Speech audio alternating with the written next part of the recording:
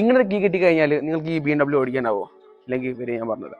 So ഇതാണ് ഇതിന്റെ key. Unlock ചെയ്യാനും ലോക്ക് ചെയ്യാനും അതേപോലെ തന്നെ ബൂട്ട് ഓപ്പൺ ചെയ്യാനുള്ള ബട്ടൺ ഇവിടെ കാണാം. അൺലോക്ക് ചെയ്ത് കഴിഞ്ഞാൽ മിറർ അൺഫോൾഡ് ആവും. അതേപോലെ തന്നെ ഡോർ ഹാൻഡിൽസിലൊക്കെ വെൽക്കമിംഗ് ലൈറ്റ് വരും. ഇതിന് കീലെസ് എൻട്രിയോ റിക്വസ്റ്റ് സെൻസേഴ്സോ ഇല്ല. അതുകൊണ്ട് തന്നെ റിമോട്ടിൽ അൺലോക്ക് ചെയ്യണം. നിങ്ങളുടെ സീറ്റ് അഡ്ജസ്റ്റ് ചെയ്യണമെങ്കിൽ ഈ സൈഡിലായിട്ട് സീറ്റ് അഡ്ജസ്റ്റ് ചെയ്യാൻ ഓപ്ഷൻ ഉണ്ട്. എല്ലാ ഭാഗവും ഇഷ്ടം പോലെ അഡ്ജസ്റ്റ് ചെയ്യാം. ഇതൊരു കീലെസ് കാറാണ്. നമുക്ക് കീ ഇവിടെയോ അല്ലെങ്കിൽ പോക്കറ്റിലോ വെക്കാം. നമുക്ക് ഇതിന് ക്ലോസ് ചെയ്യാം. സോ ഇനി കീന്റെ ആവശ്യമില്ല. നമുക്ക് സ്റ്റാർട്ട് ചെയ്യാം. സ്റ്റാർട്ട് ചെയ്യാൻ വേണ്ടിയിട്ട് ലെഫ്റ്റ് സൈഡിൽ ഈ ഒരു സൈഡിലായിട്ട് പുഷ് ബട്ടൺ ഉണ്ട്. ജസ്റ്റ് അത് ബ്രേക്ക് പ്രസ് ചെയ്യാം. ഓക്കെ, കാർ സ്റ്റാർട്ട് ആയിട്ടുണ്ട്. ആൻഡ് ഇവിടെയായിട്ട് നമുക്കൊരു നോൺ ടച്ചബിൾ 6.5 ഇഞ്ച് ഡിസ്പ്ലേ കാണാം. അതിന് കൺട്രോൾസ് ഒക്കെ ഇവിടെയാണുള്ളത്. ഗിയർ ചേഞ്ച് ചെയ്യാൻ വേണ്ടിയിട്ട് നമുക്ക് ഗിയറിന്റെ ബാക്കിലായിട്ട് ബട്ടൺ ജസ്റ്റ് പ്രസ് ചെയ്യുക, ബ്രേക്ക് പ്രസ് ചെയ്യുക, ചേഞ്ച് ചെയ്യുക. നോർമൽ ഓട്ടോമാറ്റിക് കാർ പോലെ തന്നെയാണ്. റിവേഴ്സ് ഇട്ട് കഴിഞ്ഞാൽ നമുക്ക് സ്ക്രീനിലായിട്ട് റിവേഴ്സ് ക്യാം കാണാം. അതേപോലെ തന്നെ പാർക്കിംഗ് സെൻസേഴ്സിന്റെ കാണാം. ഇതിന് ഫ്രണ്ടിൽ സെൻസർ ഇല്ല, ബാക്കിൽ മാത്രം സെൻസർ ഉള്ളൂ. അത് കഴിഞ്ഞിട്ട് നമ്മൾ ന്യൂട്രൽ, പിന്നെ ഡ്രൈവ്, പിന്നെ നമ്മൾ ലെഫ്റ്റിലോട്ട് തട്ടി കഴിഞ്ഞാൽ മാനുവൽ ട്രാൻസ്മിഷൻ ഓർ സ്പോർട്സ് മോഡിലേക്ക് വരും. നോർമൽ ഓട്ടോമാറ്റിക് കാർസിലൊക്കെ അപ്പ് ചെയ്യാൻ മുകളിലോട്ടും ഡൗൺ ചെയ്യാൻ താഴോട്ടുമാണ്. ഇത് നേരെ തിരിച്ചാണ്. ഇതിൽ ഗിയർ ഡൗൺ ചെയ്യാൻ നമുക്ക് മുകളിലോട്ടും അതേപോലെ തന്നെ ഗിയർ അപ്പ് ചെയ്യാൻ താഴോട്ടുമാണ് ഉള്ളത്. അതേപോലെ തന്നെ ഈ മോഡിൽ ഇട്ട് കഴിഞ്ഞാൽ നിങ്ങൾക്ക് പാഡൽ ഷിഫ്റ്റേഴ്സ് യൂസ് ചെയ്യാം. ഇവിടെയാണ് ഇതിന്റെ ഇലക്ട്രോണിക് ഹാൻഡ് ബ്രേക്ക് വരുന്നത്. താഴോട്ട് പ്രസ് ചെയ്താൽ ഹാൻഡ് ബ്രേക്ക് റിലീസ് ആവും. അതേപോലെ തന്നെ മുകളിലോട്ട് പ്രസ് ചെയ്ത് കഴിഞ്ഞാൽ ഹാൻഡ് ബ്രേക്ക് എൻഗേജ് ആവും. പിന്നെ ഇവിടെ 2 ബട്ടൺസ് ഉണ്ട്. ഇത് ക്ലിക്ക് ചെയ്ത് കഴിഞ്ഞാൽ സ്പോർട്സ് മോഡിലേക്കും അതേപോലെ തന്നെ കംഫർട്ട് മോഡിലേക്കും ചേഞ്ച് ആവുന്നതാണ്. വണ്ടിയുടെ പവർ മാറും. ഇനിയിപ്പോൾ നിങ്ങൾക്ക് ഇത് ഡ്രിഫ്റ്റ് ചെയ്യണം എന്നുണ്ടെങ്കിൽ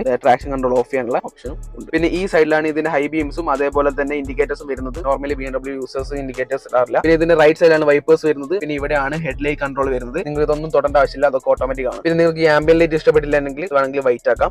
ഇതേപോലെ വൈറ്റ് കളർ ആക്കി വെക്കാം. ഇനി പോരാ റെഡ് കളർ തന്നെ വേണമെന്നുണ്ടെങ്കിൽ നേരത്തെ റെഡിലേക്കും വരാം. നിങ്ങൾ ഈ വാഹനം ഓടിക്കുന്ന സമയത്ത് ഇതിന്റെ പവറും അതേപോലെ തന്നെ ടോർക്കും കാണുന്നുണ്ടെങ്കിൽ ഈ സെറ്റിംഗ്സിൽ സ്പോർട്സ് ഡിസ്പ്ലേ ഓപ്പൺ ആക്കി വെച്ചാൽ മതി. നിങ്ങൾക്ക് ഡിജിറ്റലായിട്ട് ഇതിന്റെ പവറും ടോർക്കും കാണാൻ പറ്റും.